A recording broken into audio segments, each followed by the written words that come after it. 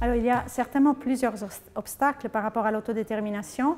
On a pas mal de connaissances par rapport à ces obstacles, notamment, il reste encore assez incroyable à dire, mais les représentations du personnel accompagnant, des proxys aussi, des proches, la question du modèle du handicap. C'est un modèle déficitaire, donc des personnes qui ne savent pas faire, qui ne peuvent pas faire, ou bien alors un modèle des capacités. Donc l'autodétermination, tout comme la participation citoyenne, propose d'aller vers un modèle ontologique de capacité. Tout le monde est capable, tout le monde a des ressources et des capacités à son niveau. Clairement, l'autodétermination et la participation citoyenne, ce sont des compétences qui s'apprennent, qui se développent. Il faut avoir l'occasion de pouvoir expérimenter, de faire des apprentissages, de pouvoir se tromper aussi, prendre des risques mesurés, coordonnés, pensés, positifs, dans le sens de développement, augmentation de la qualité de vie de la personne, mais quand même des risques, donc des apprentissages.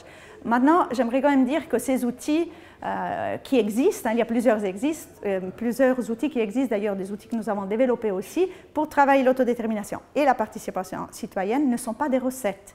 Ça ne veut pas dire qu'on est équipé pour pouvoir à chaque fois avoir la bonne réponse et savoir ce qu'il faut faire. Donc, clairement, les outils, ce sont des facilitateurs du travail, mais ils n'enlèvent pas la réflexion des équipes, ils n'enlèvent pas la réflexion des parents. Enfin, les personnes doivent toujours essayer de résoudre toute une série de dilemmes, parfois des dilemmes éthiques, qui vont rester et qui sont totalement associés à la notion d'autodétermination.